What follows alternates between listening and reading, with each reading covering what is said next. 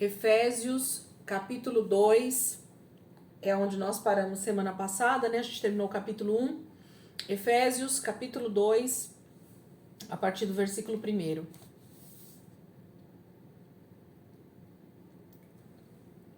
Efésios, capítulo 2, a partir do versículo 1. Diz assim, vamos lá?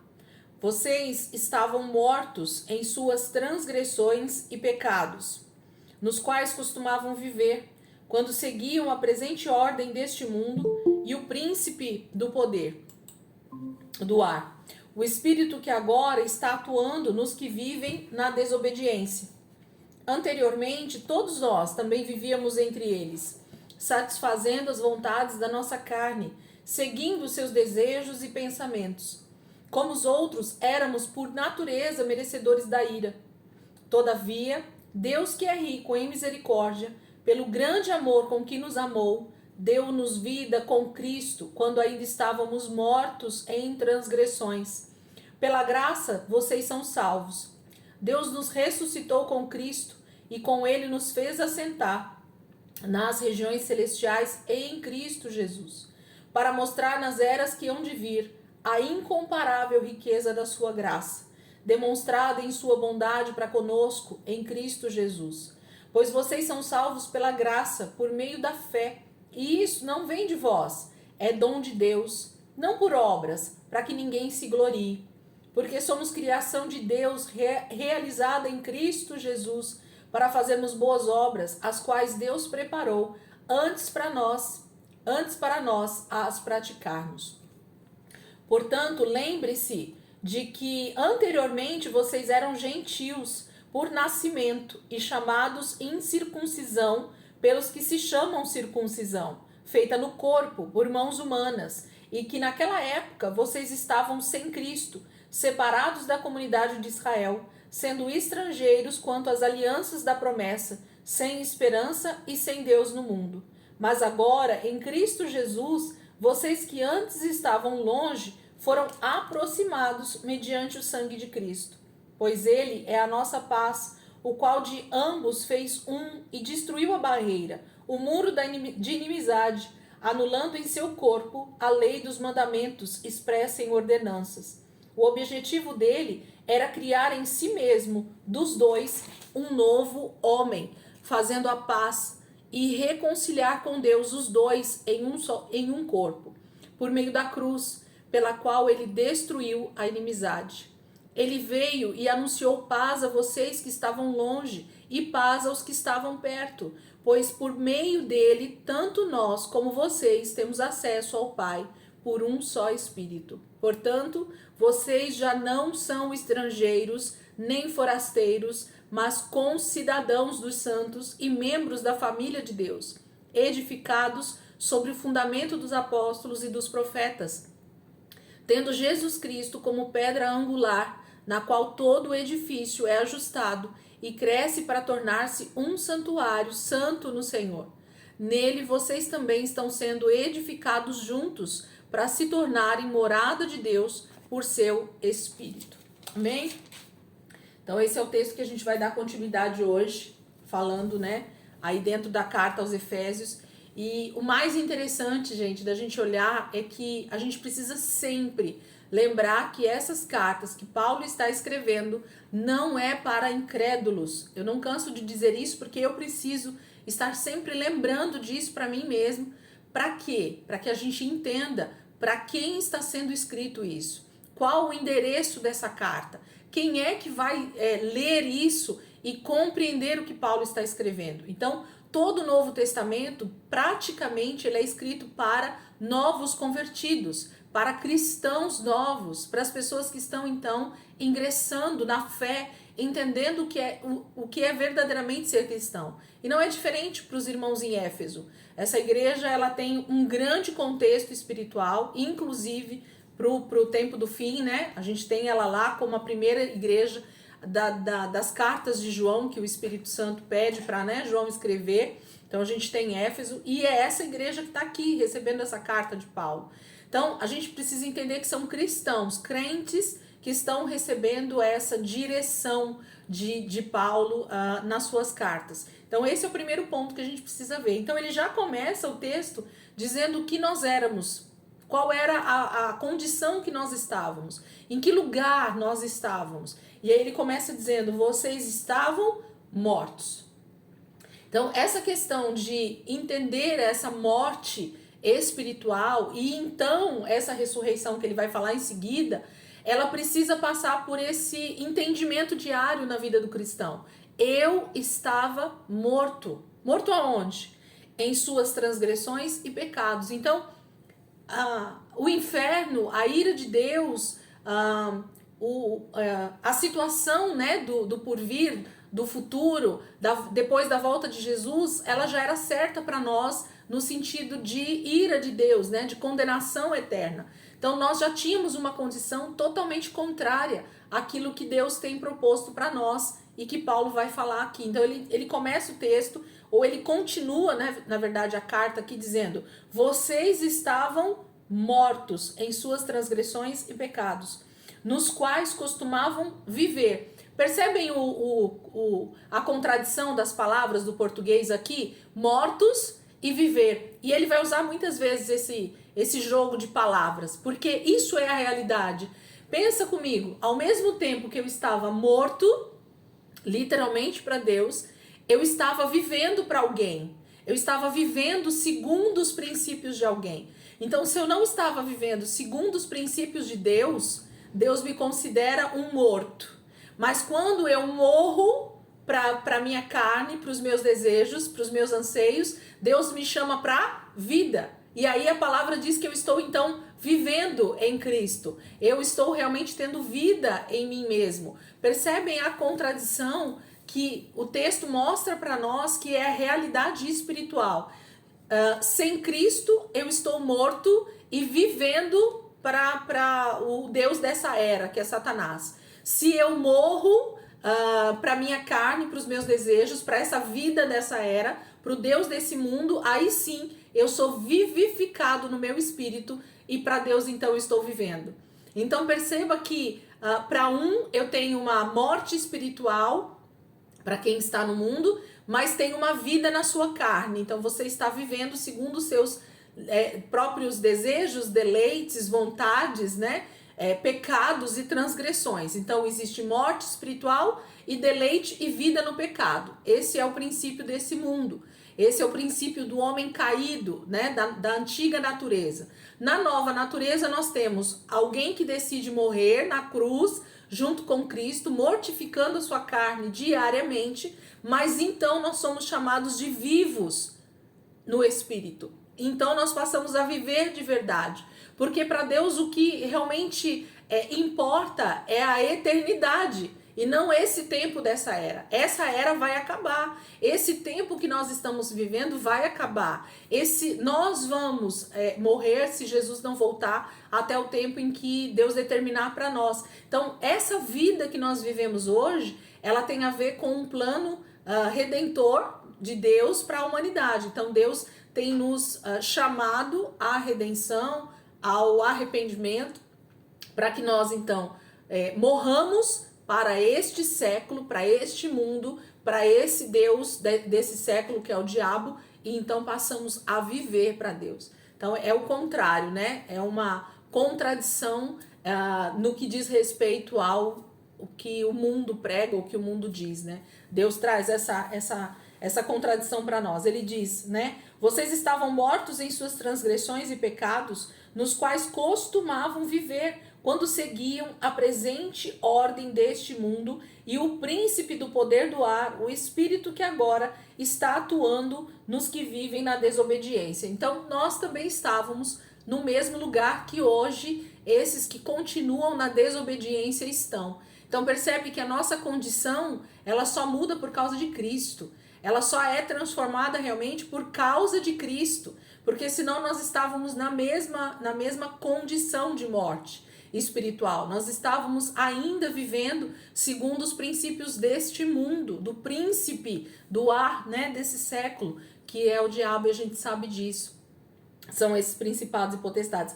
Mas existem muitas pessoas que ainda continuam vivendo debaixo dessa morte espiritual e dessa vida segundo o príncipe desse mundo, que é isso que Paulo está dizendo.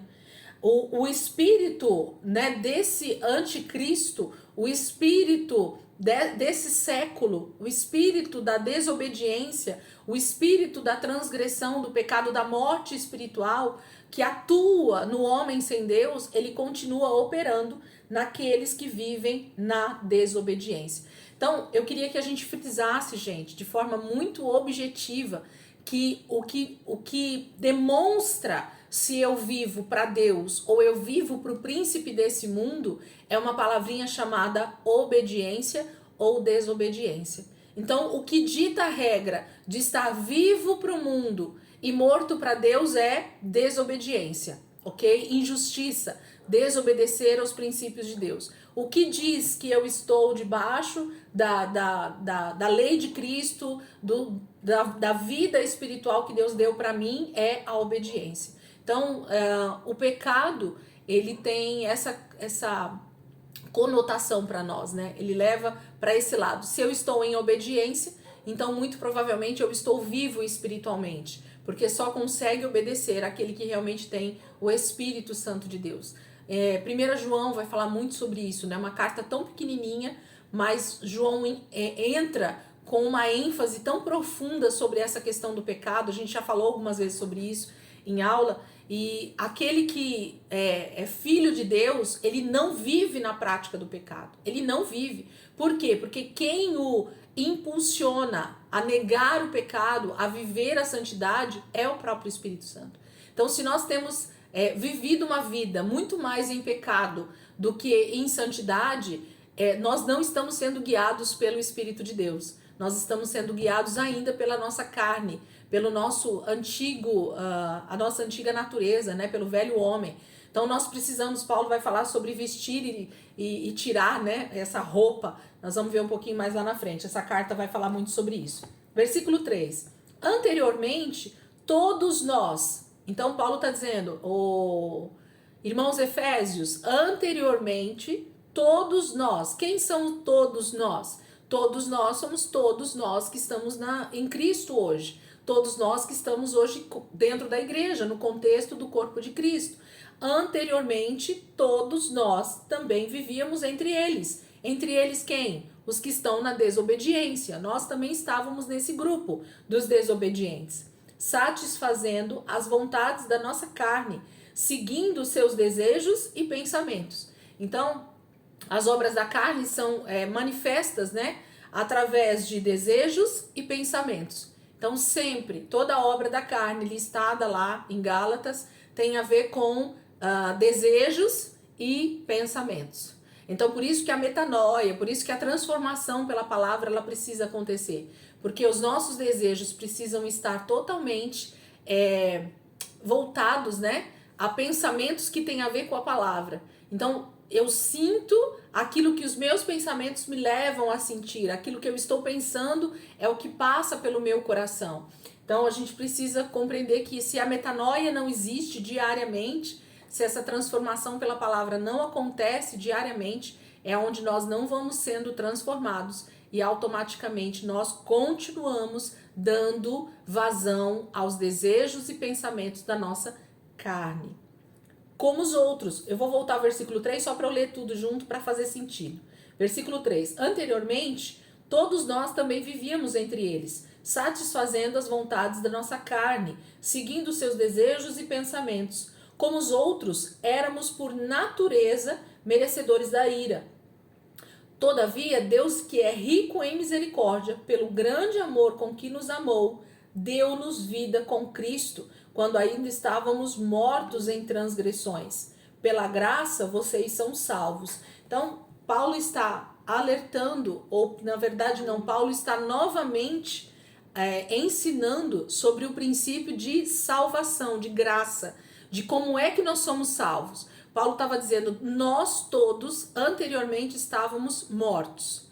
Nós estávamos na mesma situação dos que continuam na desobediência. Mas Cristo, o nosso Deus, ele nos amou de tal maneira, ele diz, né? Ele é rico em misericórdia, e pelo grande amor com que nos amou, ele nos salvou, ou ele nos chamou para essa graça, mesmo quando nós ainda estávamos em pecados e transgressões. Então o amor de Deus não tem a ver com a minha vida boazinha. O amor de Deus não tem a ver com quanto eu sou bacana. O amor de Deus não tem a ver com aquilo que eu sou certinha. Não, porque ele me amou quando ainda eu estava morto, quando eu ainda estava nos meus pecados e nas minhas transgressões. Paulo está novamente, ou na verdade escrevendo uma carta direcionada aos cristãos lá em Éfeso, dizendo de que forma nós fomos salvos, que é pela graça. Nós já falamos muito sobre essa questão da graça, então vale a pena a gente ir lembrando essas coisas. Mas a gente já entendeu o que é isso. Nós fomos salvos sem mérito algum. Não havia mérito em nós para sermos salvos, mas Deus nos amou. Agora, depois que eu sou salvo, existe sim todo um processo a ser seguido, justamente o que Paulo está falando. Antes, você era morto espiritualmente, então você não tinha condições de obedecer. Hoje não. Hoje você está vivo espiritualmente, e aí sim, o Espírito Santo que habita dentro de você te capacita com a graça todos os dias a não pecar e a permanecer então em santidade. É isso que o próprio Deus fez em nós, né? Ele nos dá a salvação de graça, mas ele diz: agora eu te capacito diariamente para permanecer santo até a minha volta. Então aí o processo é nosso, aí o caminhar realmente é nosso. Ele nos chama ainda em pecados e transgressões, mas ele diz: agora eu te dou aquele que vai te ajudar na sua fraqueza, nas suas debilidades, e ele vai ser o auxílio para você permanecer santo. Versículo 6. Deus nos ressuscitou com Cristo e com ele nos fez assentar nas regiões celestiais em Cristo Jesus, para mostrar nas eras que hão de vir a incomparável riqueza da sua graça, demonstrada em sua bondade para conosco em Cristo Jesus. Leiam comigo de novo esse versículo e percebam o que Paulo está dizendo aqui para nós. Tem algo poderoso aqui que Paulo está dizendo que vai acontecer e que está acontecendo. Versículo 6 novamente.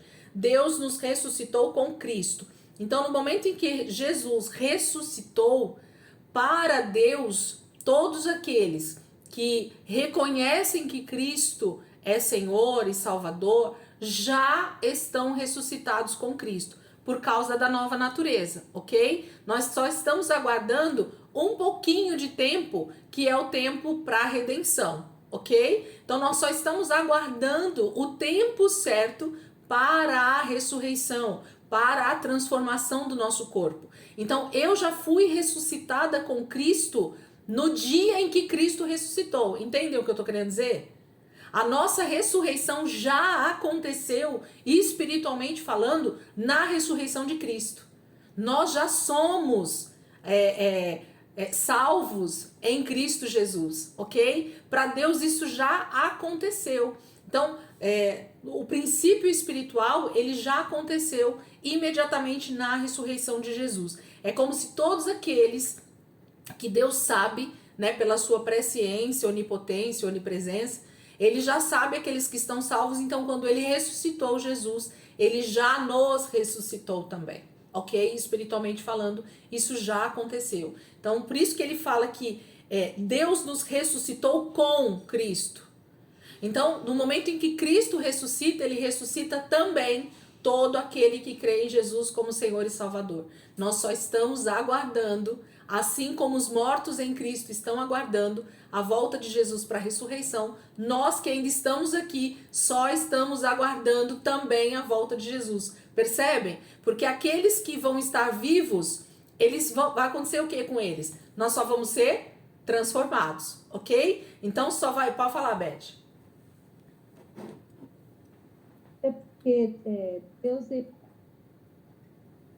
por isso que acontece isso.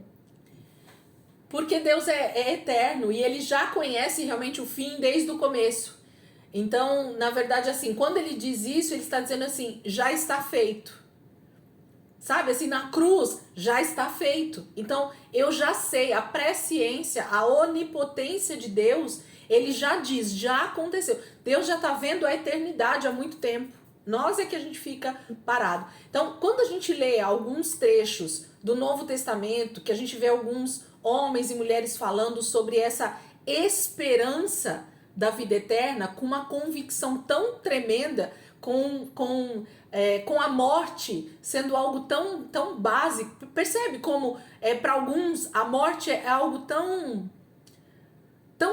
sem valor, né? Tipo assim, morrer é lucro. Paulo diz, e tantos outros homens ao longo dos 2000 anos de igreja também disseram isso, por causa dessa compreensão. Porque na verdade nós já ressuscitamos com Cristo.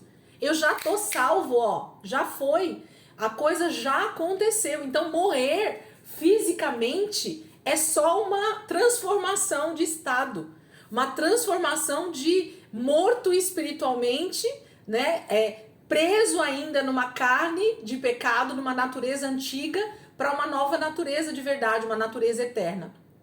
Então percebe que é muito mais glorioso quando se tem esse entendimento de que Deus já nos ressuscitou com Cristo. Então, no momento em que eu aceito Cristo, que eu nasci de novo, eu já fui ressuscitado com Ele, inclusive. Eu só ainda tenho uma carne um pouquinho que tá me atrapalhando ter a vida eterna por enquanto, por um tempo. É muito finito, vai acabar logo. Então, isso é tremendo que Paulo está escrevendo aqui. Se a gente percebe esse contexto, você fala, uau, por isso que ele tinha tanta convicção de que esse período era muito curto, de que essa vida de 70, 80, 90 anos é muito curta, é quase nada diante da eternidade. Então ele diz, Deus nos ressuscitou com Cristo e com Ele nos fez assentar nas regiões celestiais em Cristo Jesus. Então eu já estou, né?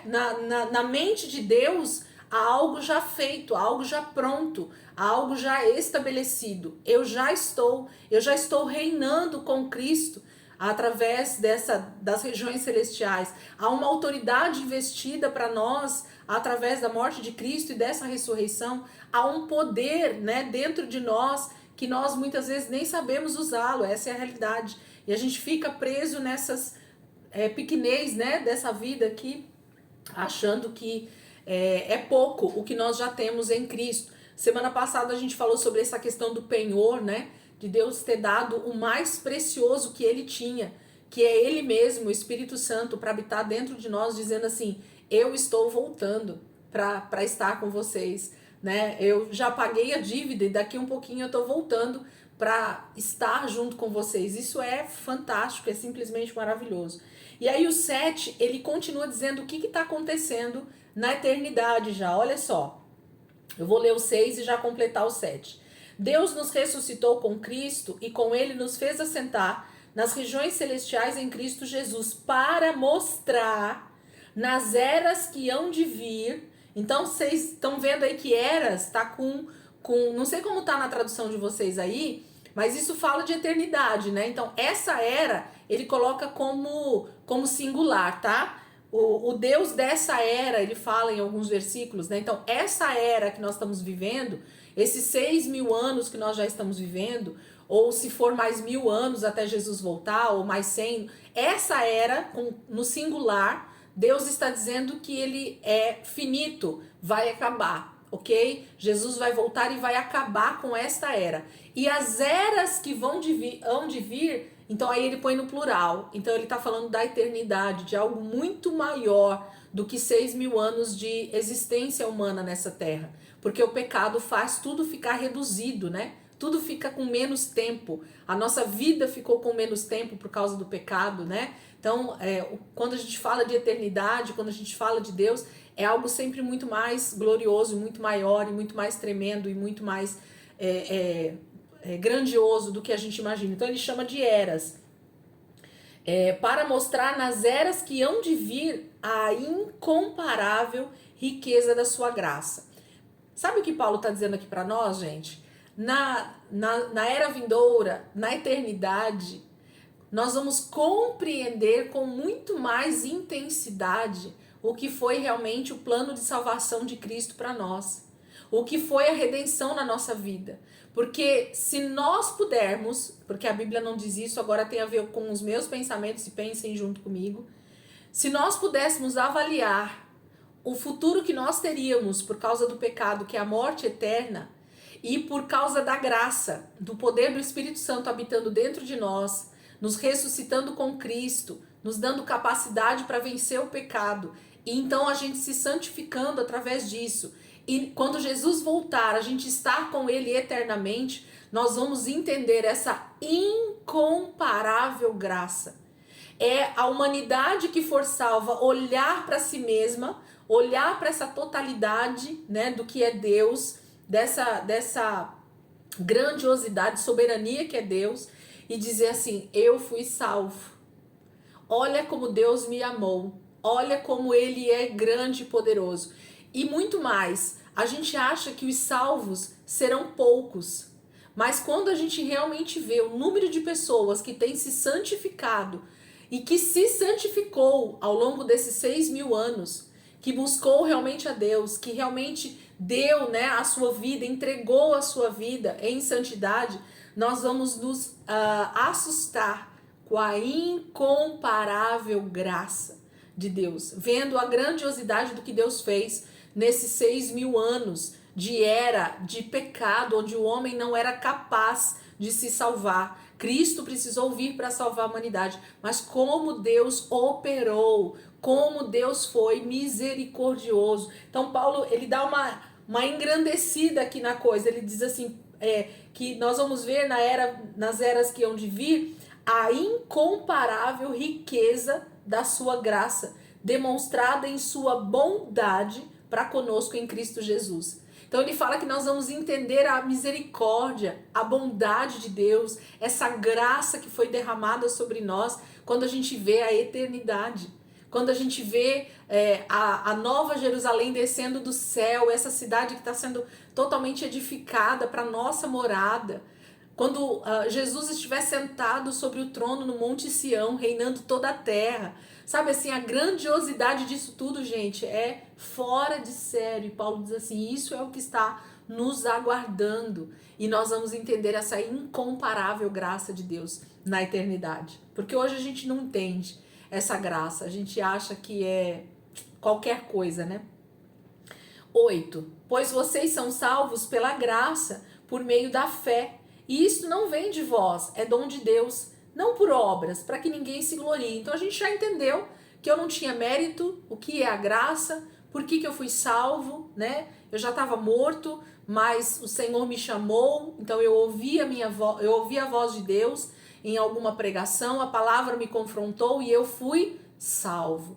Deus me transportou, Colossenses, né? Deus me transportou do reino das trevas para o reino do Filho do seu amor.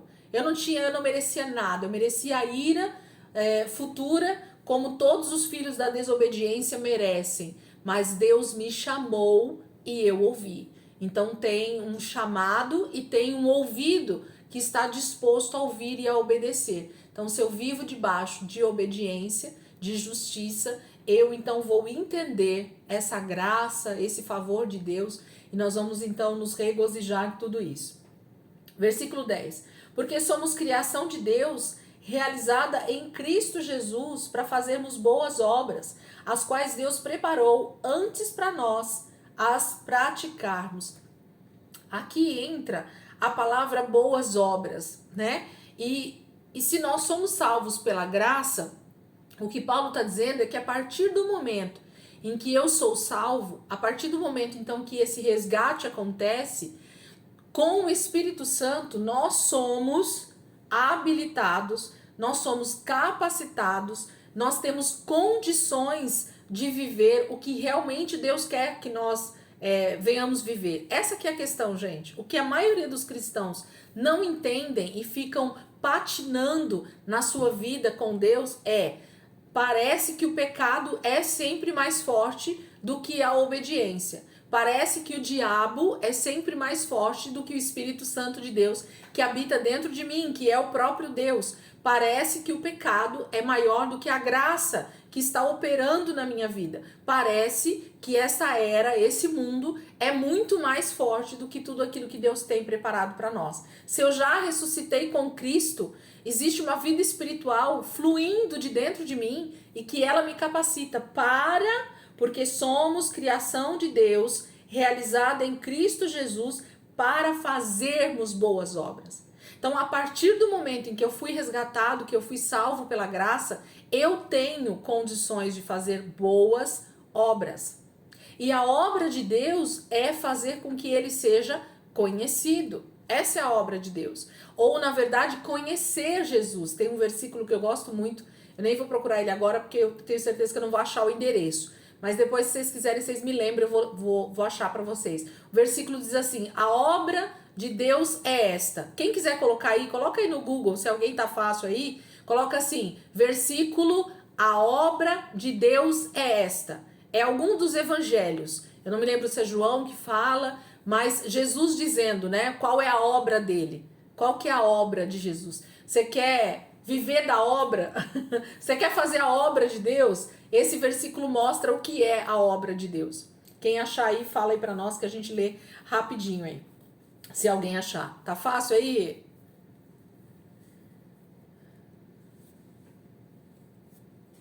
Deixa eu ver se eu consigo achar aqui.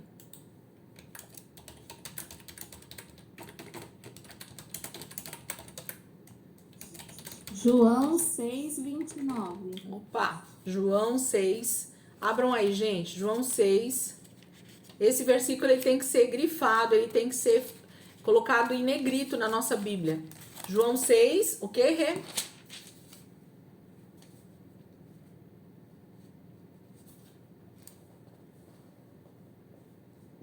Acho que é João 6:26, ela falou. Tá. 29. 29. Vamos lá. Olha o que o texto diz. Quem abriu aí, já lê junto comigo. Diz assim: Jesus respondeu. Aliás, vamos ver o 28 para a gente entender a resposta dele, né? Olha o que ele diz. Então perguntaram-lhe. Quem perguntou? Provavelmente as pessoas que estão ali próximas de Jesus. O que precisamos fazer para realizar as obras que Deus requer? Então, muita gente fala fazer a obra de Deus, não é isso? Ah, nós estamos fazendo a obra de Deus. Ah, eu quero fazer a obra de Deus. Ah, eu fui salvo para fazer a obra de Deus. Jesus é perguntado o que precisamos fazer para realizar as obras que Deus requer. E Jesus então responde no 29. Jesus respondeu: a obra de Deus é esta. 2 pontos. Crer naquele que ele enviou. Tá dito para você o que é fazer a obra de Deus? Então, eu preciso fazer a obra de Deus. Eu, em mim, crer naquele que ele enviou. A obra de Deus é essa. Qual que é a obra de Deus, gente, na nossa vida? Nos fazer crer em Jesus a tal ponto, nos fazer crer no Filho. É isso que ele está dizendo. Todos nós precisamos crer no Filho de Deus, que veio para justamente trazer redenção sobre a terra. Essa é a obra de Deus, fazer com que as pessoas conheçam Jesus e muito melhor através da nossa vida, do nosso verdadeiro testemunho, do que através de somente uma palavra. Gente, Jesus dizia assim: eu só falo o que eu ouço o Pai falar. Eu só faço o que o Pai manda eu fazer. Jesus era a própria expressão do Pai. E quando nós somos salvos, o que Deus deseja fazer é que eu me torne igual ao Filho unigênito. Então eu preciso ser o que Jesus era, para que as pessoas vejam o Pai. Entende? João fala muito isso, né? O Evangelho de João é tão intenso nessa verdade espiritual que ele sempre vai falar sobre isso, né? O Evangelho de João eu amo quando eu preciso entender sobre essa questão de saber quem é o Filho, saber quem é o Pai, entender a obra do Espírito Santo. É o Evangelho de João. É tão intenso que a gente tem até dificuldade às vezes de entender o Evangelho de João. Por quê? Porque ele vai falando com uma profundidade a respeito dessa revelação do Pai, do Filho e do Espírito Santo, que é onde a gente precisa mergulhar mesmo. Então, a obra de Deus é esta, 2 pontos. crer naquele que ele enviou. Então, quer fazer a obra de Deus? Creia no Filho e seja igual ao Filho, para que as pessoas possam ver o Pai. Essa é a obra de Deus, fazer um monte de filhos de Deus aqui nessa terra. Essa é a obra de Deus, não tem outra obra, né? Quantas igrejas as pessoas quiserem abrir, essa não é a obra de Deus. Quantos cultos as pessoas quiserem fazer, essa não é a obra de Deus. Quantas coisas as pessoas quiserem fazer nessa terra, essa não é a obra de Deus. A obra de Deus é esta: crer naquele que ele enviou. Ok? Então Paulo está dizendo sobre isso, para nós fazermos as boas obras, as quais Deus preparou antes para nós a praticarmos. Então, Deus desde o Éden já tinha um plano para a humanidade. Deus sempre soube o que ele quis que nós fizéssemos nesta terra, que nós fôssemos realmente pessoas com autoridade sobre os peixes, sobre as aves do céu, sobre os animais selvagens, que nós cultivássemos a terra, que nós vivêssemos em família. Esse sempre foi o projeto de Deus. Então, é para isso que ele nos chamou, nos salvou, e fazer a obra de Deus, então, é fazer com que eu fique cada dia mais parecido com o Filho Jesus, expressando o Pai. Para que as pessoas olhem para mim e dizem: você é filho de Deus. Eu tô vendo que você é filho de Deus. Por que você tá vendo que eu sou filho de Deus? Porque o que você faz é igual ao que Deus faz. O que o teu pai faz. Então, esse é o grande segredo, né? Que já está revelado dentro da palavra para nós. Nós precisamos fazer a obra de Deus, né? Fazer as boas obras que Deus já nos criou para fazer. Então, nós temos uma obra para fazer. Fazer com que nós sejamos cada dia mais parecidos com Jesus. Versículo 11. Portanto, lembre-se de que anteriormente vocês eram gentios. Agora, Paulo vai fazer uma comparação com o que está acontecendo dentro da igreja. Ele sempre faz isso, porque o primeiro século, os primeiros ajuntamentos de cristãos, eles eram realmente um misto de judeus e gentios. E essa talvez foi a maior guerra do primeiro século, né? Fazer gentio entender que ele também se tornou filho de Deus e co-herdeiro junto com os judeus, e fazer judeus entenderem que os gentios agora também faziam parte dos filhos de Abraão. Então vocês podem perceber que a grande questão, livro de Romanos que nós estudamos, fala o tempo inteiro sobre isso, Paulo tentando ensinar para a igreja de Roma como era ser gentio e judeus, vivendo no mesmo contexto, vivendo uma mesma promessa, com promessas distintas, ok? As promessas que são dadas a Israel são para Israel, e as promessas que são dadas para gentios, que se tornariam então a família de Deus também, para gentios. Mas todos nós juntos, unidos, nos tornamos uma só família, um só corpo de Cristo, né? Essa que é a questão. E aí Paulo começa dizendo isso aqui para nós também, para os irmãos lá em Éfeso. Portanto, lembre-se de que anteriormente vocês eram gentios por nascimento. Então vocês tinham nascido onde? Vocês nasceram na Turquia, vocês nasceram em Éfeso, vocês nasceram em Filipe, vocês nasceram em Damasco, vocês nasceram em várias cidades por onde Paulo já tinha passado. E todos eles não eram judeus, não eram descendentes diretos de Abraão, Isaac e Jacó. Mas Paulo está dizendo o que acontece agora com eles, ok? O que acontece com eles? Portanto, lembre-se de que anteriormente vocês eram gentios, por nascimento, só por nascimento. Anteriormente vocês eram gentios e chamados incircuncisão pelos que se chamam circuncisão. Então, aqueles que eram circuncidados eram os judeus, aqueles que não eram circuncidados eram gentios, ok? Então, esses que Paulo está falando agora eram os incircuncisos, aqueles que não faziam parte da aliança que Deus havia feito com os judeus, com Abraão, mas tinham também os judeus. Ele vai falar sobre isso. Mas ele diz assim, ó, e chamados incircuncisão pelos que se chamam circuncisão, feita no corpo por mãos humanas. Então a circuncisão era uma pequena cirurgia que é feita ali, né, com os homens, e era feito por mãos humanas. Era uma cirurgia feita no corpo para que eles pudessem fazer parte dessa aliança da circuncisão.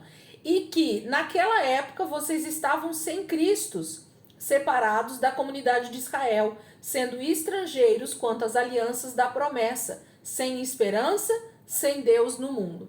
O que Paulo está dizendo é assim, gente, quem não era judeu até Jesus estava fadado à morte eterna, vamos dizer assim, até que Cristo se revelasse.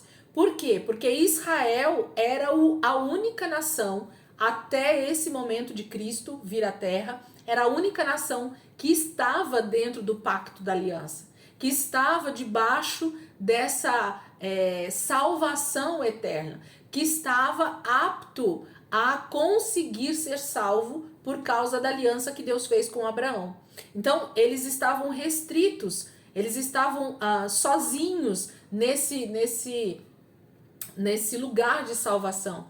Mas, através de Cristo, ele dá acesso, ou através da obediência a Deus, porque muitos no Antigo Testamento foram salvos, a gente sabe disso, por causa da obediência, eles tinham acesso então à salvação. Paulo está dizendo, antes de Cristo, todos vocês eram considerados gentios, incircuncisos, estavam fora da aliança de Abraão e estavam fadados à morte eterna. Ele termina o versículo 12 falando, sem esperança, sem Deus no mundo.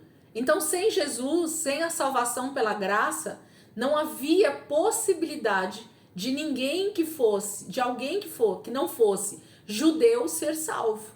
Por quê? Porque não estava inserido dentro da aliança de Abraão, Isaac e Jacó. Mas com Jesus, então esse leque é aberto, esse lugar, né, de acesso a Deus pela graça então é aberto, e todos quantos o receberam, deu-lhes o poder de se tornarem filhos de Deus. João 3,16, né? O versículo mais conhecido da palavra. Então, através desse acesso, desse véu rasgado com a morte de cruz, é que nos dá esse acesso, esse livre acesso à presença de Deus. Então, não mais só judeus, agora judeus e gentios. Então, Paulo está relembrando aos irmãos que estão ali em Éfeso, que são judeus e gentios, qual é essa posição hoje como comunidade, como irmandade, como corpo de Cristo. Versículo 13. Mas agora, em Cristo Jesus, vocês que antes estavam longe de quem? Longe de Deus, né? Longe dessa aliança, foram aproximados mediante o sangue de Jesus. Então, mediante o sangue de Cristo. Então, é através do sangue, o véu é rasgado, ele vai falar sobre isso agora continuando, essa separação, ela já não acontece mais. Vou falar para vocês aqui o contexto, por que Paulo está dizendo isso aqui para nós. No contexto judaico e até hoje, e é por isso que no primeiro século houve tanta discussão, tanta dificuldade a respeito disso, por isso que Paulo escreve tanto sobre isso. Em toda a sinagoga, gente, existia um muro mesmo, literalmente um muro que separava todas as pessoas que estavam na rua das pessoas que estavam dentro da sinagoga, das pessoas que estavam dentro do templo na época de Davi e de Salomão, né? Então não havia possibilidade de alguém que não fosse judeu participar de uma reunião da Torá, de uma reunião de leitura da Torá, de alguma celebração judaica. Não havia, principalmente na época de Jesus, com os fariseus, com os saduceus. Eles literalmente fizeram um muro que separava os religiosos, os que realmente serviam ao farisaísmo ou aos outros grupos, né, de judeus.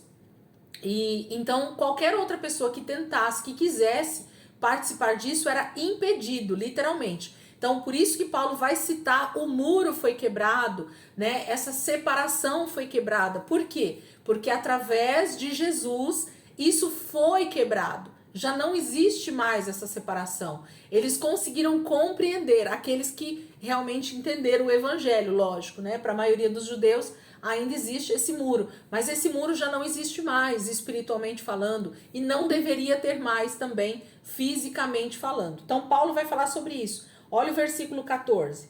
Pois ele é a nossa paz. Qual é essa paz que ele está falando? A paz no sentido de redenção, no sentido de castigo eterno. Nós estamos em paz com Deus, ok? A paz que nós temos hoje é porque Cristo pagou a nossa dívida. Então você tem paz com Deus. Os teus pecados foram pagos.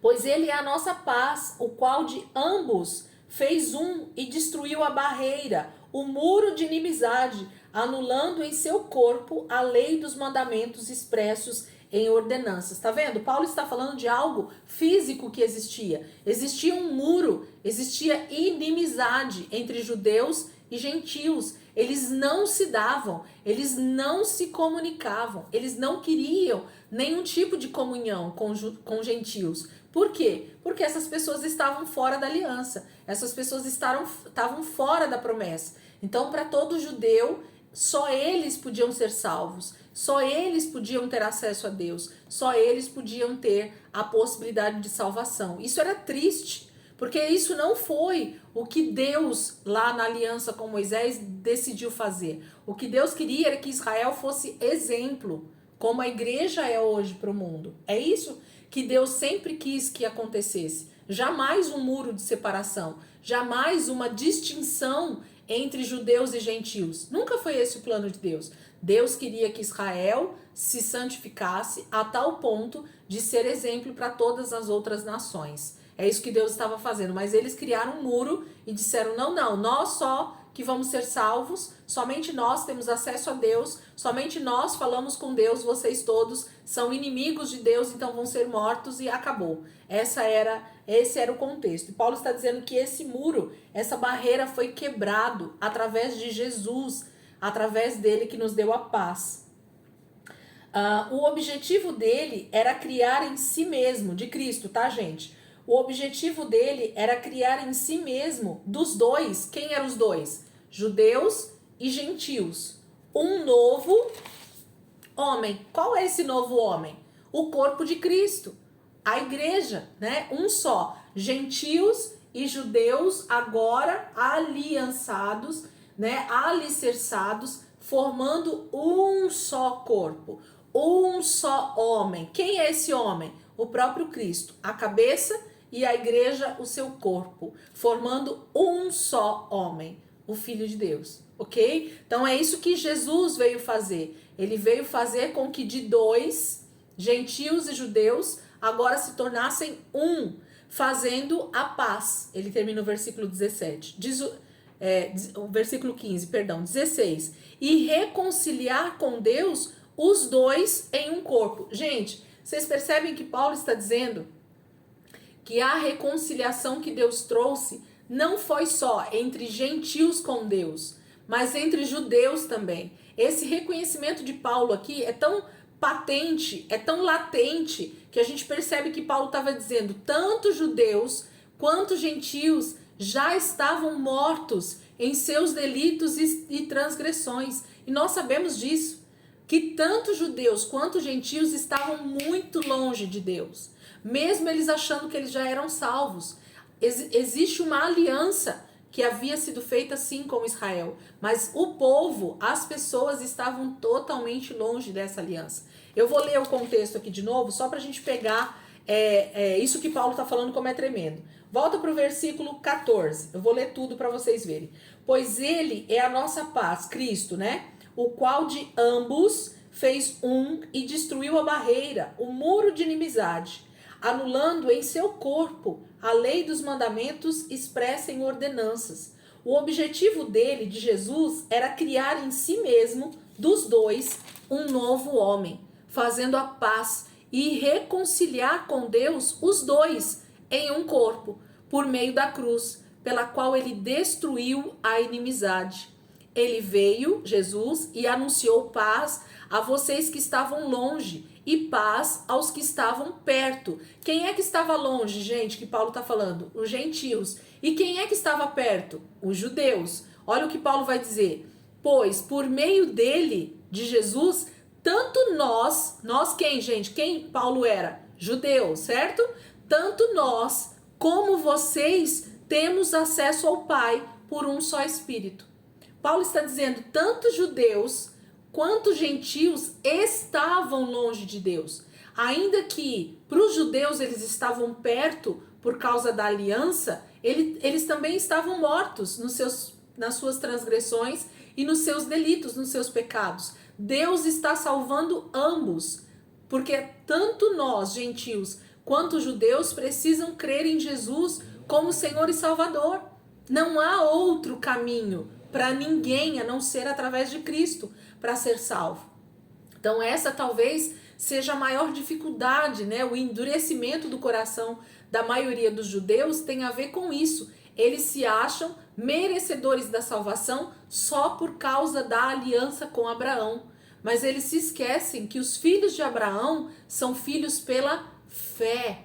Então, assim como Abraão creu e isso lhe foi imputado como justiça, ele creu numa palavra, ele creu em Deus e nasceu de novo, todos nós, judeus e gentios, precisam também crer em Jesus para serem salvos. Gente, isso talvez seja algo tão simples para nós hoje que somos salvos, mas para você conseguir explicar isso para um judeu é extremamente loucura, né?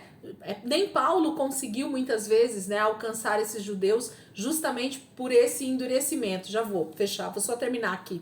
Dá pra gente terminar nesses 4 minutinhos. Versículo 19.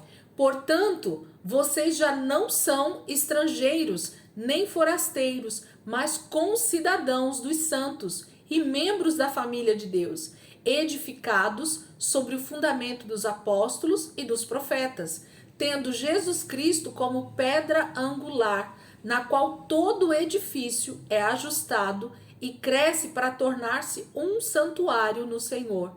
Nele vocês também estão sendo edificados juntos para se tornarem morada de Deus por seu Espírito. Eu vou fechar e vou abrir para a gente entender isso, quão tremendo Paulo está falando aqui, gente. É coisa fantástica. Vamos fechar e abrir rapidinho para a gente já terminar?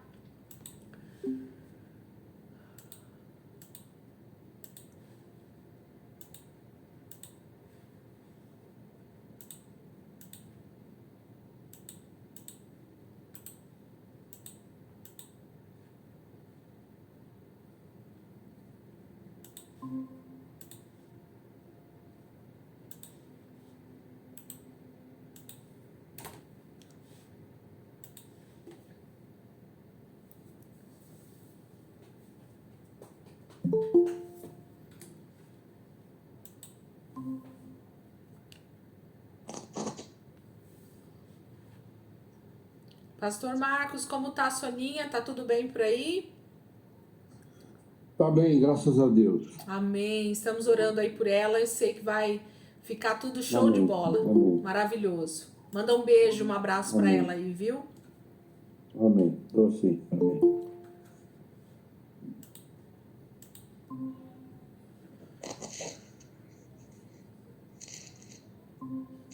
Acho que só faltou a Beth, né? Ver se ela vai entrar. Paulo diz, gente, versículo 19 novamente, então para agora a gente entender isso que ele está dizendo. Portanto, vocês, ele está falando dos gentios, né? Portanto, vocês já não são estrangeiros nem forasteiros. Agora eles não são mais esses estrangeiros, né, para Deus, forasteiros, mas concidadãos, cidadãos junto com os judeus, né? Dos santos e membros da família de Deus, edificados sobre o fundamento dos apóstolos e dos profetas, tendo Jesus Cristo como pedra angular. Gente, essa questão da edificação, a edificação é do corpo, tá? Do corpo de Cristo. E Cristo, esse edifício que está sendo construído, essa casa para Deus que está sendo construída, que Paulo está falando aqui, ela está sendo construída de judeus e de gentios, que se tornaram, através de Cristo, então, um só povo, uma só família, um só tipo de povo, né? Que vai ser, que tem se tornado esse corpo de Cristo. A cabeça é Cristo e o corpo, então, são judeus e gentios. Todos aqueles que o receberam, deu-lhes o poder de serem feitos filhos de Deus. Então são todos, não há mais distinção entre judeus e gentios. Todos somos chamados a ser esses concidadãos. Nós temos uma só pátria, né? Nós temos uma só cidade a qual nós estamos aguardando, esse lugar onde nós vamos ter por herança a nova Jerusalém que vai descer do céu, né? Esse lugar que vai ser totalmente restaurado, a morada do próprio Deus. Então Paulo está dizendo assim, portanto vocês já não são estrangeiros nem forasteiros, mas concidadãos dos santos e membros da família de Deus, edificados sobre o fundamento dos apóstolos e dos profetas. Então, em cima do que nós estamos edificando essa morada para Deus? Em cima de todo o Antigo Testamento e em cima também da pregação hoje do Evangelho. Então, por isso que ele fala que eles estão sendo edificados sobre os fundamentos dos apóstolos e dos profetas. Então, todo o fundamento é a própria palavra de Deus. Toda a palavra de Deus, de Gênesis a Apocalipse, é esse fundamento que está sendo usado, que é a base para essa formação do corpo de Cristo, essa formação desse templo que está sendo gerado para Deus, que está sendo construído para Deus. É isso que Paulo está dizendo, né? Que esse fundamento foi dado pelos apóstolos e pelos profetas. E que Jesus Cristo é a pedra angular. Lembra da história das pedras? Nós somos chamados de pedras, né? O edifício para Deus está sendo construído com muitas pedras. Nós somos comparados com pedras. E Jesus é a pedra angular. O que é uma pedra angular? Só para a gente lembrar. É uma pedra que geralmente ela tinha um formato mais pontiagudo, né? Mais pontudo, e que ela geralmente servia de calço, né? De apoio para outras pedras maiores. Então era como se nós colocássemos uma pedra sobre a outra e sempre sobra, né, um buraco, uma fenda, né, entre as pedras, porque pedra nunca é muito certinha, pedra nunca é muito regular, tá? Quem quiser entender um pouquinho mais dessa questão das pedras, também já vou falar aqui porque tá fácil lá. Nas aulas que a gente está dando lá em Gênesis, quando eu falo sobre a Torre de Babel, a gente explica lá por que eles fizeram a Torre de Babel com tijolos. Por que Deus se irou tanto? E aí tá falando sobre essa questão das pedras também, tá? Então, se vocês tiverem curiosidade, volta lá nessa aula, acho que foi terceira, quarta aula no máximo. Vale a pena a gente ver junto esse pedaço, para eu não parar aqui para explicar isso. Mas Jesus é a pedra angular, é essa pedra que sempre vai dar um encaixe. Então, se Cristo estiver no nosso meio, se Cristo estiver dentro de nós, então cada vez que a gente vai estar perto de um irmão, em comunhão com outros irmãos, ainda que eu como pedra tô bruta ainda, que tenho alguns defeitos, que tenho algumas dificuldades de encaixe, e o outro irmão também tem dificuldades de encaixe, também uma pedra bruta, a hora que a gente se encontra para essa edificação do corpo, desse templo para Deus, quem é que está fazendo esse encaixe dessas pedras? O próprio Cristo. Ele é a pedra angular. Ele é essa pedra que encaixa em qualquer lugar e que dá o ajuste para essa construção. Se você olhar as construções da antiguidade, principalmente lá em Israel, ali no Oriente Médio, eles construíam muito com pedras, né? Então a pedra era talvez a construção mais fortificada, de melhor segurança, né? Que eles faziam naquela época. E se você olha, as pedras geralmente têm tamanhos diferentes, formatos diferentes, posições diferentes na construção, né? Mas quando você põe todas aquelas pedras ajustadas pela pedra angular, que essa pedra ela existe, que são essas pedras pontiagudas, essas pedras que têm mais pontas, elas vão encaixando no meio dessa construção com as pedras maiores. E aí elas vão dando essa sustentação para a construção. E a construção fica perfeita. Você olha uma parede de pedras, você fala, nossa, que perfeição! E as pedras são totalmente diferentes umas das outras, ok? Então, esse encaixe é Cristo dentro de nós, que vai nos fazendo ser moldados mais próximos dos nossos irmãos, e isso tudo vai se encaixando, e nós vamos formando esse grande edifício para Deus, o corpo de Cristo, né? Esse templo para o Espírito Santo. É isso que a palavra está dizendo aqui para nós. Eu achei isso fantástico. Paulo está dizendo de uma forma tão poderosa que ele diz assim, ó, versículo 21, no qual todo o edifício é ajustado e cresce para tornar-se um santuário santo no Senhor. Então, toda construção para Deus, quando se une, né, gentios e judeus, quando o povo de Deus se une para ser edificado, para ser construído, para ser levantado como esse templo para Deus, como esse lugar de morada do Espírito Santo, nós juntos, ele está dizendo isso, né? Todo o edifício é ajustado e cresce. Um edifício só cresce quando existe pedras, mas também a pedra angular. Se a pedra angular não existir, as pedras não se ajustam, ok? É disso que Paulo está falando.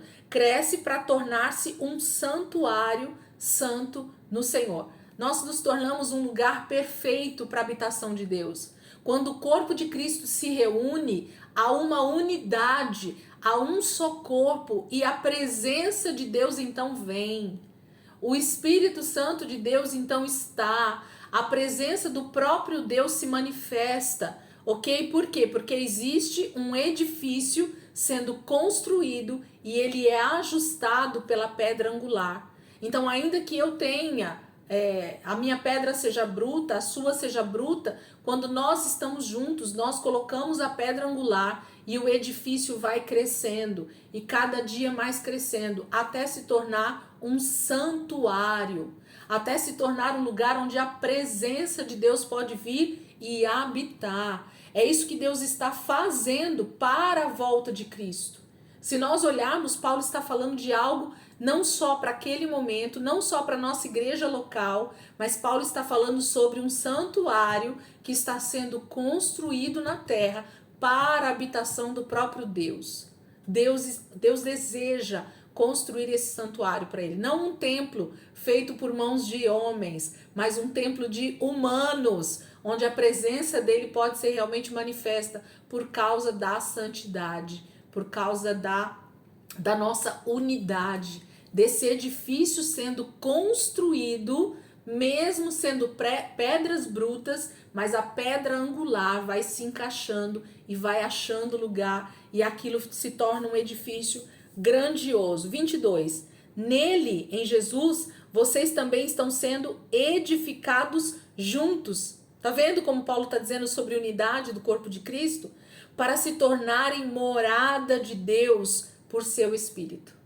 Então, você quer ser morada de Deus? Você precisa entender que você é corpo.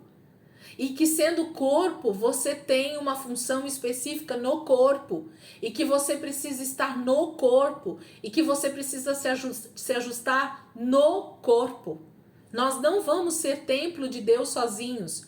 Nós não vamos ser um edifício para Deus sozinhos. Nós não somos chamados a nos encher sozinhos. Nós precisamos estar alicerçados na palavra de Deus e então nos tornarmos pedras ajustadas pela pedra angular e nos tornar esse edifício que Deus vai vir e vai habitar nele, e Deus vai ter prazer de morar nele, e Deus vai ter prazer de estar, né, congregando junto com nós, né, estar em unidade junto conosco. É disso que Paulo está dizendo. Capítulo 3, podemos ir? Podemos? Capítulo 3. Por essa razão, por qual razão? Pela razão da unidade, né, que ele deseja. Por essa razão, oro, eu, Paulo, prisioneiro de Cristo Jesus, em favor de vocês, gentios. Certamente vocês ouviram falar da responsabilidade imposta a mim, em favor de vocês pela graça de Deus. Paulo está dizendo assim, vocês sabem que o meu chamado é para pregar aos gentios. Quando Jesus chamou Paulo lá no caminho para Damasco, foi isso que Deus falou para ele, que ele estava sendo comissionado apóstolo aos gentios. Então, Paulo está dizendo aqui para os irmãos gentios lá de Éfeso, vocês sabem que sobre mim existe uma responsabilidade de pregar o evangelho para vocês, de fazer vocês entenderem que hoje vocês são também concidadãos de Cristo, né? Na verdade, vocês são essa junção de judeus e gentios na presença de Deus. 3. Isto é, o mistério que me foi dado a conhecer por revelação, como já lhes escrevi em poucas palavras. Ao lerem isso, vocês poderão entender a minha compreensão do mistério de Cristo. Então, tudo isso que ele escreveu até aqui, que a gente acabou de explicar e falar, Paulo está falando que para ele antes era um mistério, mas que agora foi revelado. Ele entendeu isso, que a igreja é a junção, é a unidade de judeus e gentios, mas que todos estavam mortos espiritualmente e que agora só através de Cristo é que nós somos reconciliados com Deus, é que nós somos então trazidos para a mesma condição de irmãos em Cristo, de concidadãos, de família de Deus. É disso que Paulo está falando. 5. Esse mistério não foi dado a conhecer aos homens de outras gerações, mas agora foi revelado pelo Espírito aos santos apóstolos e profetas de Deus, significando que, mediante o Evangelho, os gentios são co-herdeiros com Israel, membros do mesmo corpo e coparticipantes da promessa em Cristo Jesus. Então percebe? Paulo está dizendo que agora esse mistério, qual mistério? O que Deus havia de revelar através de Cristo, esse véu sendo rasgado, essa unidade, né, de judeus e gentios, essa promessa feita a Abraão se estendendo agora para toda a humanidade. Isso é o mistério que em outrora não tinha sido revelado para os profetas, né, para os homens de outras gerações. Mas agora, através de Cristo, isso estava sendo sim revelado pelo Espírito. Ele fala que é pelo Espírito de Deus aqui, né, com letra maiúscula. É o Espírito de Deus quem está revelando essa unidade entre judeus e gentios, se tornando um só povo diante de Deus, uma só nação, um só corpo de Cristo. É disso que Paulo está falando. 7. Deste evangelho tornei-me ministro pelo dom da graça de Deus, a mim concedida pela operação do seu poder. Embora eu seja o menor dos menores de todos os santos, foi-me concedida esta graça de anunciar aos gentios as insondáveis riquezas de Cristo e esclarecer a todos a administração deste mistério, que durante as épocas passadas foi mantido oculto em Deus, que criou todas as coisas. Então Paulo está dizendo assim, eu gostei dessa palavra esclarecer aqui na minha versão. Como está o versículo 8 aí de vocês, gente? Quem quer ler aí para mim? 8 não, é o 8 e o 9, porque aí tá no 9 já, né? O esclarecer aqui no meu tá no 9. Como tá aí o versículo 8 e 9, só pra gente ver como é que tá essa esclarecer aqui. Tá fácil aí, Rê? A mim, o menor de todos os santos, foi dada esta graça de pregar os gentios o evangelho das insondáveis riquezas de Cristo. E aí? E manifestar a todos qual é a dispensação do mistério que durante tempos passados esteve oculto em Deus que criou todas as coisas. Aí tá manifestar, né, nessa tradução. Muito bom também. É que na verdade, colocar para fora, né? Manifestar é colocar para fora. É trazer o que estava oculto, o que estava escondido, trazer para fora. Então, ele fala que Paulo, ele foi colocado como ministro desse evangelho para esclarecer esse mistério. Qual o mistério? De que judeus e gentios agora se tornariam um só corpo em Cristo. A partir de Cristo, a partir do ministério de Cristo. Fala, Dai. O meu tá bem exatamente o que você tá falando. Ele tá escrito, e de explicar a todos esse segredo que Deus, o Criador de todas as coisas, manteve oculto desde o princípio. É isso aí, tá vendo? É exatamente isso. Até Cristo, realmente Deus decidiu permanecer em segredo ou permanecer oculto a revelação. E quando nós estamos falando de revelação, gente, tô falando de entendimento no espírito, tá? Quando se fala de revelação, ter algo revelado, é entender com o espírito. Porque até Cristo as pessoas estavam mortas espiritualmente, certo?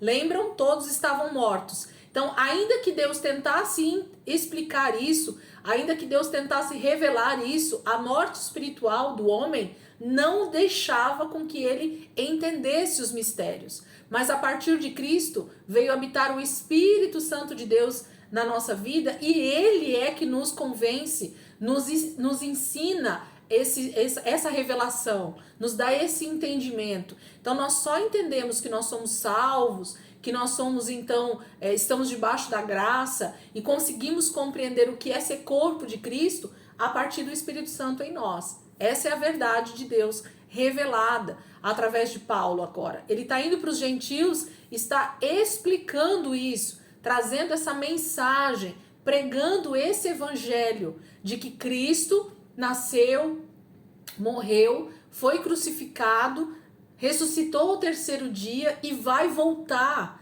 para nos buscar, para estar conosco, né? Para nos levar para a eternidade junto com ele. Mas isso requer salvação, isso requer santificação, justificação. Então é esse evangelho completo que eu sempre falo aqui, que Paulo está ensinando às igrejas. Então dentro das cartas sempre está a menção de todas essas questões, né? Salvação, redenção, justificação, santificação, né? A busca pela verdadeira transformação na nossa mentalidade, a mortificação da carne. Percebam que as cartas de Paulo, elas sempre estão recheadas de todo esse ensino que ele traz para os gentios, né? Então a gente tem essa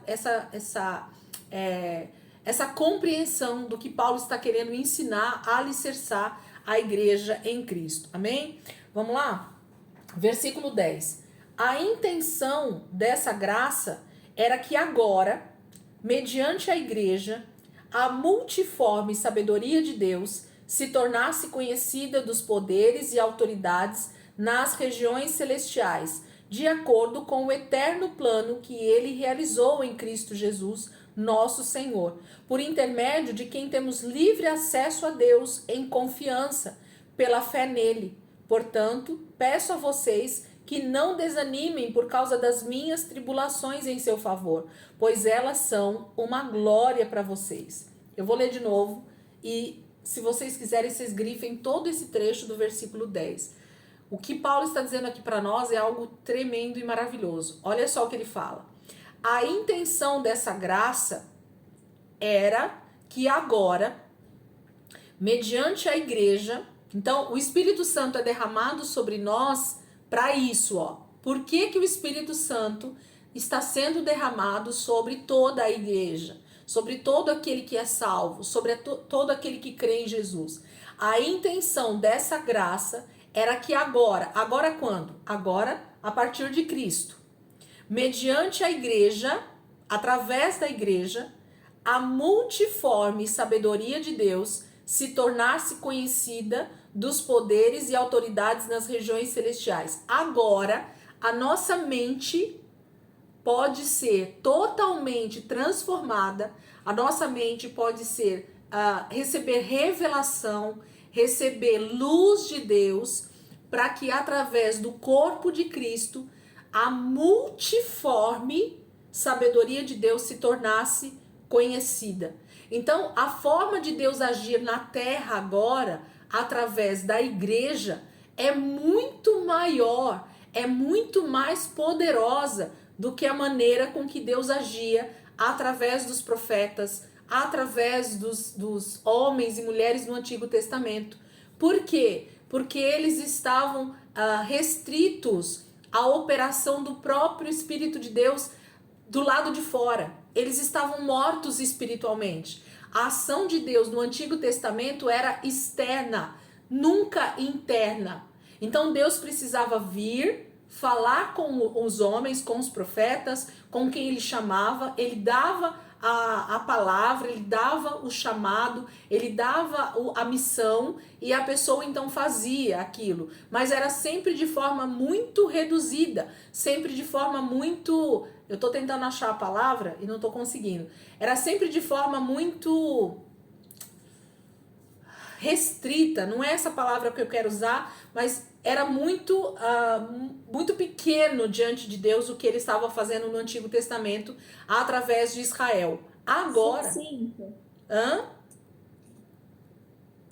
De maneira sucinta. Não, sabe quando a pessoa quer fazer algo muito maior, mas limitado. Opa, achei a palavra. É isso. Deus estava querendo agir de uma forma grandiosa, mas ele não podia, porque a ação dele era externa, ok? O anjo vinha, o Espírito de Deus vinha e falava com o homem, mas do lado de fora. A partir de Cristo, não mais do lado de fora, agora é do lado de dentro.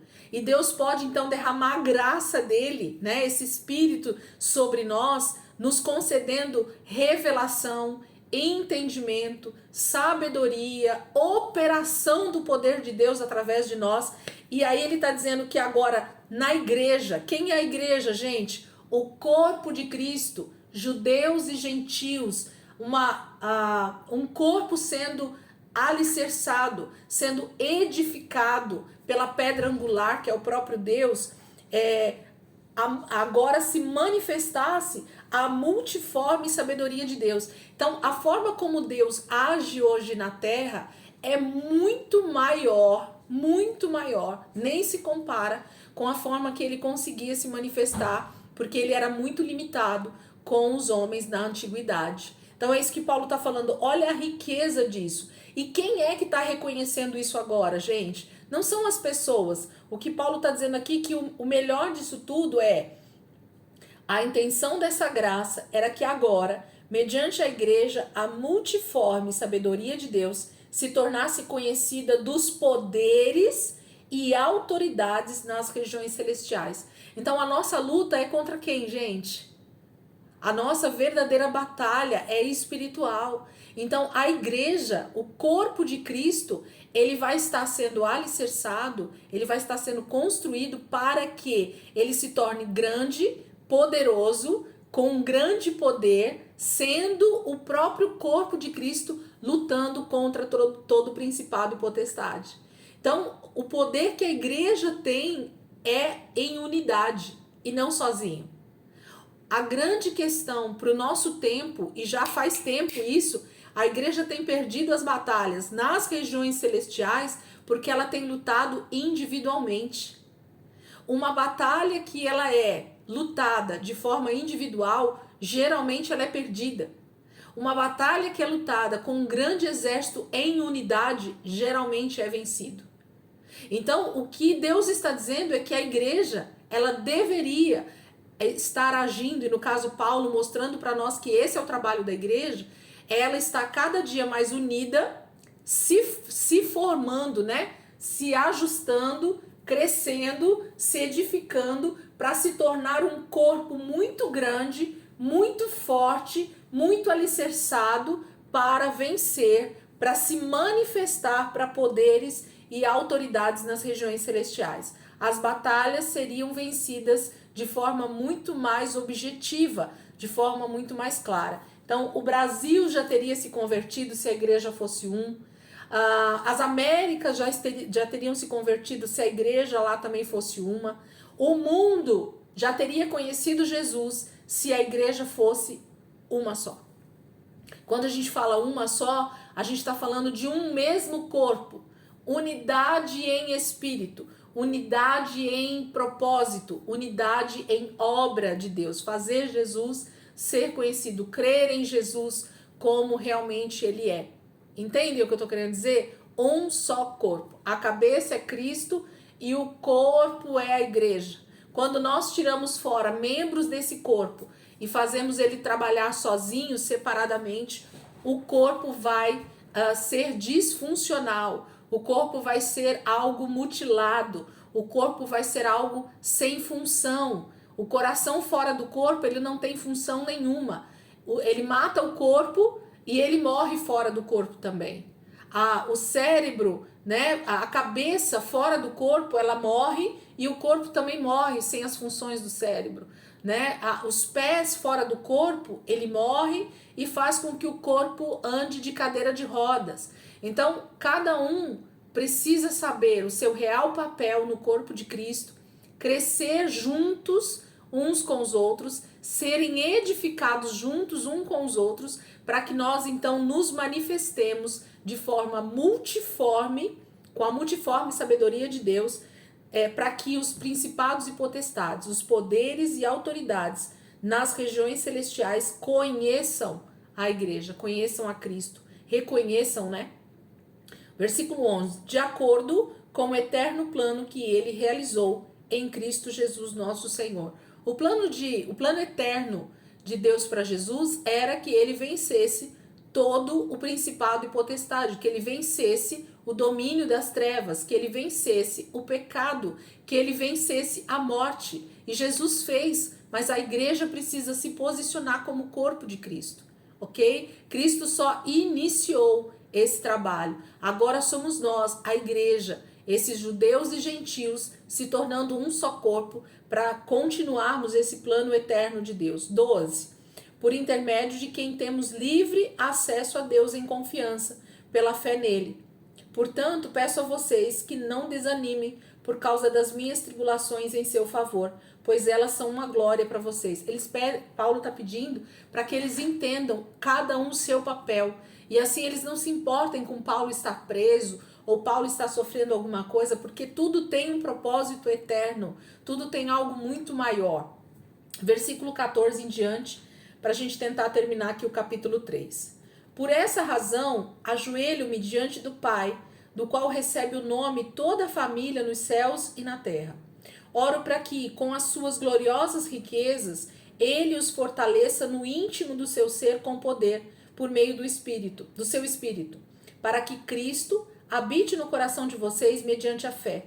E oro para que, estando arraigados e alicerçados em amor, vocês possam, juntamente com todos os santos, compreender a largura, o comprimento, a altura e a profundidade, e conhecer o amor de Cristo, que excede todo o conhecimento, para que vocês sejam cheios de toda a plenitude de Deus. Aquele que é capaz de fazer infinitamente mais do que tudo o que pedimos ou pensamos, de acordo com o seu poder que atua em nós, a ele seja a glória na igreja e em Cristo Jesus, por todas as gerações, para todo sempre. Amém. Paulo está dizendo assim, o dia que nós compreendermos que a igreja unida, que a igreja arraigada, alicerçada no amor, que é um dos maiores, ou aliás, é o atributo maior de Deus, esse grande amor, que entende que o outro é tão semelhante a Deus quanto eu, que entende que o outro é a imagem e semelhança de Deus, e que então juntos é que nós nos tornamos filhos de Deus, em conjunto. Uma mesma família, ninguém quer o mal para o seu irmão, ninguém deveria querer o mal para o seu próximo. Esse é o maior princípio do Evangelho, da vida de Deus, do que Deus desejou construir desde o Éden. E é isso que a igreja precisa entender.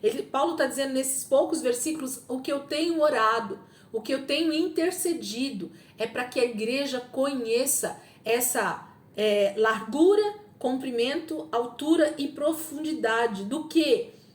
De Deus, do que Deus é, do que Deus deseja para nós, essa intensidade, essa totalidade do amor de Deus para com a humanidade, que deu o seu próprio filho para morrer em favor de pecadores, para resgatar. E nosso papel então é fazer com que, a partir do momento que nós fomos salvos, nós sejamos esses agentes de salvação. Eu preciso fazer a obra de Deus. Qual é a obra de Deus? Crer no seu Filho, crer em Cristo Jesus. Fazer com que a minha vida seja realmente um despejar da graça de Deus, um despejar da fé que Deus vai manifestando na minha vida. Ser realmente a imagem e semelhança do meu Pai, como Cristo fez, como Cristo foi. Esse é o principal propósito. E Paulo está falando, é isso que eu tenho orado, é isso que eu tenho pedido, para que vocês, irmãos, sejam isso, compreendam que a igreja é esse lugar de unidade, de comunhão, de crescimento. Por que eu tô falando isso, gente? Porque semana que vem a gente vai entrar no capítulo 4. E se a gente não entender o que Paulo está falando aqui para nós, no capítulo 2 e no capítulo 3, é onde nós passamos para o capítulo 4 e achamos que cada lugar, ou cada atributo, ou cada ministério que Deus entregou na igreja, apóstolos, profetas, pastores, mestres e evangelistas, são cargos. A gente começa a pensar nisso como cargos, como patentes dentro da igreja, quando na verdade não. Deus deu cada um para estar em seu ministério, para fazer com que todos cresçam, sendo um só corpo. Então é a história do corpo humano mesmo, né? Cada membro tem a sua função no corpo. E se nós não entendermos isso, vai ficar complicado entendermos o crescimento do corpo de Cristo. Porque se eu não estou fazendo o meu papel dentro do corpo de Cristo, alguém está deixando de crescer, porque eu não estou exercendo o meu papel dentro do corpo de Cristo. Então, tá ficando alguém em prejuízo por causa do corpo não estar sendo ajustado, edificado, que é o que Paulo está escrevendo aqui para nós no capítulo 2 e no capítulo 3. Por isso que ele vai entrar sobre a unidade do corpo de Cristo. Entende? Ele está escrevendo uma carta, trazendo um entendimento, sendo formado dentro dessa carta, para entendermos por que ele entra com os ministérios. Jesus chama cada um para uma coisa. Por quê? Porque o corpo precisa ser edificado. E eu não vou fazer todo o papel de apóstolo, pastor, evangelista, mestre e profeta. Não. Deus deu para cada um papel dentro do corpo de Cristo, para que juntos, unidos, nós possamos fazer o corpo de Cristo crescer. Amém, queridos? Vamos parar por aqui. Semana que vem, então, a gente entra diretamente no capítulo 4, já com esse entendimento aí formado para nós. E semana que vem, quem sabe, a gente consegue aí terminar o livro aos Efésios, a carta aos Efésios. Amém, queridos? Vamos orar? Pai, nós queremos te agradecer